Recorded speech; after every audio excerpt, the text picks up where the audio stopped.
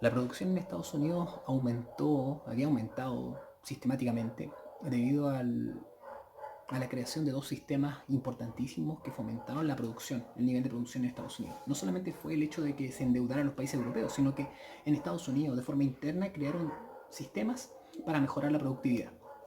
El primero se conoce con el nombre de Taylorismo, de Taylor, ¿ya? Taylorismo. Y ese Taylorismo es un sistema cronometrado de trabajo, es decir, se contabiliza el tiempo que se demora un trabajador en producir cierta cantidad de productos.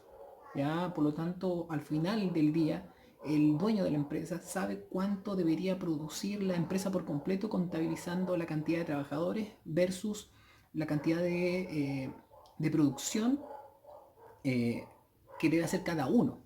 ¿Ya? Por lo tanto, es un sistema cronometrado de trabajo, por lo tanto, si yo doy incentivo económico, por ejemplo, a un trabajador, esta producción tiende a aumentar. ¿Ya? Es decir, yo te pago más, pero tú me produces más. En vez de que hagas 5 zapatos al día, haz 6 zapatos al día. Y con eso, yo como empresario, yo gano. Por lo tanto, sistema cronometrado del tiempo de trabajo se conoce como Taylorismo. Y el otro sistema de trabajo se conoce como Fordismo, de la marca de automóviles Ford, de Henry Ford. Henry Ford fue un visionario y logró crear lo que se llama el sistema de trabajo en cadena o en serie, que tiene que ver con estaciones de trabajo. ¿Ya? Pensemos que 50 trabajadores son capaces de producir con el sistema normal a la semana 20 automóviles, pero cada uno de esos trabajadores puede producir un auto por completo, es decir, no es especializado en un tema en particular, sino que cada uno de los trabajadores sabe cómo construir un automóvil de principio a fin. Eso en el sistema antiguo. En cambio, lo que hace Ford es separar esto en estaciones de trabajo. Estación de transmisiones, estación de carrocería, estación de motor, estación de pintura, estación. Entonces, cada uno es especializado en su parte. Estos mismos 50 trabajadores que yo les dije en un momento, son capaces ahora de producir, en vez de 20 automóviles, son capaces de producir 100 automóviles. Y son los mismos, simplemente que se distribuyó de otra forma el trabajo. Por lo tanto, con esto, aplicado no solamente a la fábrica de automóviles, sino que a todo lo que ustedes pueden pensar, aumenta la productividad de forma exponencial. Si ustedes pudieran verlo en un gráfico así. ¿Ya? Por lo tanto, Estados Unidos es su mejor momento. Hay poco desempleo, bajísimo, 4%. Mucha producción. Aparece el sueño americano. ¿Qué es el sueño americano? El sueño americano es esta idea de que yo puedo sustentar mi felicidad en cosas materiales. Por ejemplo, una casa. Por ejemplo, tener un trabajo estable. Esas cosas se podían en Estados Unidos. Tener un automóvil. Eso es el sueño americano. El hecho concreto de poder materializar por medio de algo concreto lo que son tus sueños. ¿Ya? Si lo podríamos sintetizar así en palabras sencillas, una casa, trabajo estable, un auto. Eso es el sueño americano. Imagínense la distancia que estamos nosotros hoy día. Recién estamos creando y consolidando este sueño americano en Chile. 2020. Ellos 1920. Podríamos hablar de que estamos a 100 años de distancia. Pero ese es un análisis que podríamos ver más adelante. Importante. Estados Unidos crece, prospera. Sus bancos tienen dinero. La gente tiene dinero. Pero aparece algo que es complicado. Y eso complicado es efectivamente lo que se conoce como la especulación. ¿Qué es la especulación? La especulación voy a tratar de explicarla de la manera más sencilla, casi burda, pero para que quede súper claro. Es que en Estados Unidos en ese tiempo la gente comenzó a comprar acciones. Me imagino que ustedes habrán escuchado hablar de acciones. Las acciones se transan en las bolsas de valores. ¿Ya? En Estados Unidos, gente común y corriente, que es un profe de historia, así que no sabe mucho de acciones, una persona, qué sé yo, que un carnicero, alguien que hace el aseo, el chofer, todos ellos, sin importar la profesión, comenzaron a comprar acciones, porque habían escuchado de que si compraban acciones, en el paso del tiempo, corto tiempo, que si yo, 2 meses, 3 meses, podían duplicar o triplicar su ganancia. Y esto era cierto. ¿Por qué era cierto? Porque la economía, como yo les dije, de Estados Unidos iba en ascenso, así. Por lo tanto, tú comprabas algo aquí y siempre sería más alto más adelante. La economía se expande y se contrae. En este momento estamos hablando de una expansión. Por lo tanto, cuando tú compras acciones en expansión, la compras a este precio y luego sube. Por lo tanto, la gente de Estados Unidos comenzó a ganar mucho dinero. Pero no toda la gente tenía dinero para poder comprar acciones. Por lo tanto, la gente iba y pedía préstamos. Pedía préstamos, compraba acciones. Y devolvía el préstamo y seguía siendo rentable. Esto no duró mucho. No duró mucho porque, como ya les dije, la economía es cíclica. Hay momentos de expansión y momentos de contracción. Y aquí comenzó a desacelerarse, comenzó a crecer menos. Ya llegaría un momento en el cual los países en Europa ya no necesitaban tantos préstamos, la gente ya no necesitaba tantos productos y finalmente vino un colapso. Lo que se conoce como el Jueves Negro de 24 de octubre de 1929. Ya, Jueves Negro. ¿Por qué Jueves Negro? Porque las acciones perdieron su valor. No todo el valor, pero sí perdieron gran parte de su valor. Por lo tanto, gente que tenía mucho dinero, de un día para otro, pero que no lo tenía en las manos, sino que lo tenía, qué sé yo, en los bancos, de un día para otro eso desapareció. Se calcula que se perdieron del circuito económico 16.000 millones de dólares, del circuito económico de Estados Unidos. Por lo tanto, Estados Unidos se vino abajo. Ahora imagínense qué pasó con el resto de los países del mundo. Todos, porque todos tenían contacto con Estados Unidos, todos le compraban cosas y todos le pedían préstamos.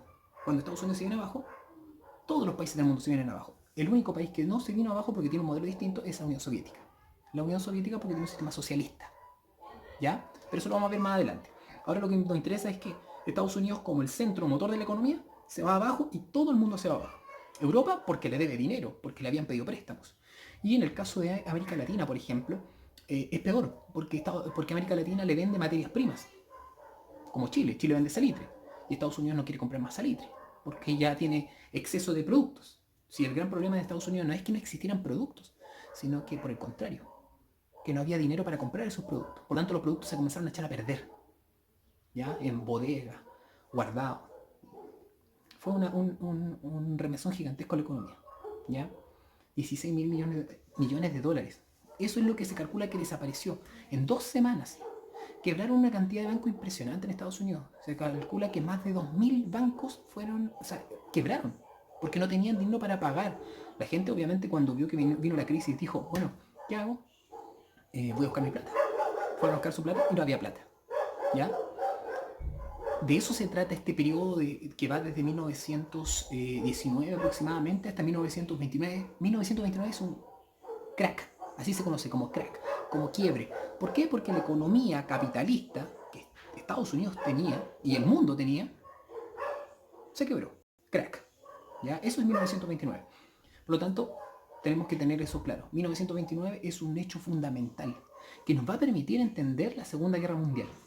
¿Ya? Sabemos que la Primera Guerra Mundial nos ayuda a explicar un poquito nos ayuda a explicar un poquito lo que es el crack del 29. Y el crack del 29 nos ayuda a entender lo que es la Segunda Guerra Mundial o el inicio de la Segunda Guerra Mundial. ¿Ya? Ustedes tienen unas actividades que son en base a leer unos artículos, lo que estaba pasando especialmente durante la depresión del 29 en Estados Unidos, ver cuáles son las soluciones, porque obviamente Estados Unidos cuando viene la crisis del 29 no se queda de brazos cruzados, sino que implementa soluciones. Y una de ellas, y que ustedes van a ir leyendo ahí también dentro de la guía, se llama New Deal, que significa el nuevo trato. El nuevo trato significa que ahora el Estado, ese rol digamos, de organizador de la sociedad, va a participar activamente ahora en la economía. Antes no participaba, hasta 1920 no participaba el Estado, sino que estaba solamente recaudando impuestos. En cambio, 1929, a partir de 1929 en Estados Unidos se comienza, en realidad a partir de 1931 Estados Unidos comienza a implementar el New Deal con el presidente Franklin Delano Roosevelt, ¿ya? Y eso significó, ¿qué cosa? Significó simplemente que toda esta gente que quedó cesante, porque hubo mucha gente que quedó cesante en Estados Unidos, queda cesante porque ya no se necesitaba seguir produciendo. Todas las industrias habían producido mucho, entonces la gente, el dueño de la industria ya no necesitaba seguir produciendo, empezó a cerrar la industria y la gente quedó cesante y esta masa cesante había que de alguna manera ocuparla. Entonces el presidente de Estados Unidos, basándose en el modelo de un economista inglés llamado John Maynard Keynes, implementó el New Deal. ¿Qué significó? Simplemente que el New Deal era crear empleos en obras públicas. Puentes, carreteras, caminos, vías férreas. No son productivas, pero mantienen a la gente ocupada. Y cuando la gente ya comienza a trabajar y comienza a generar dinero, necesitará comprar cosas. entonces la industria se va a echar a andar de nuevo. Primero la gente se ocupa, se crean empleos de obras públicas, grandes obras públicas en Estados Unidos en los años 30, pero era para que la gente trabajara, para que tuviera un trabajo. Porque si tú te ponías a producir, la gente no te compraba. ¿Se entiende? Se tuvo que primero echar a andar de esa forma la industria. Así se comenzó a mejorar este sistema, podríamos decirlo, capitalista. Pero así como apareció este sistema capitalista mejorado, con el New Deal y con mayor participación del Estado, aparecieron disidentes, aparecieron modelos que decían que el sistema capitalista había fallado, simplemente había fallado, entonces había que buscar una forma nueva de poder enfrentar eso. Y es así como surge en Italia, en los años 20, el fascismo con Benito Mussolini, y en Alemania, también a partir de los años 20, aparece el nacionalsocialismo alemán, ¿ya? El partido nazi, con Adolf Hitler. ¿Se dan cuenta? Que una cosa está relacionada con la otra. Empezamos a hablar de la Primera Guerra Mundial. La Primera Guerra Mundial generó a Estados Unidos potente, poderoso, a Alemania, digamos, débil. Vemos que Estados Unidos sube, todo el mundo se conecta con Estados Unidos, todos le deben favores a Estados Unidos se viene abajo, todo el mundo se viene abajo. Y aparecen respuestas desde Estados Unidos, mejorar su economía, implementando mayor participación del Estado. Y aparecen disidentes, como era, por ejemplo, el fascismo, como era el nacionalsocialismo alemán. Y como era también en Rusia, mejor dicho, en la Unión Soviética a esa altura, el socialismo. El socialismo. Estos tres que mencioné, fascismo, nacionalsocialismo alemán y socialismo en la Unión Soviética, son sistemas totalitarios. Con respecto a los sistemas totalitarios, en el próximo video, a la próxima semana, les mandaré algunas nociones generales. Espero que con lo que yo acabo de explicar haya quedado claro. Ya, chicos, un gusto. Por favor, dense el trabajo de escucharlo. Para mí es difícil hablarle a una cámara porque yo siempre estoy acostumbrado a tener un feedback, una expresión del alumnado que me diga, sí, estoy entendiendo, no estoy entendiendo.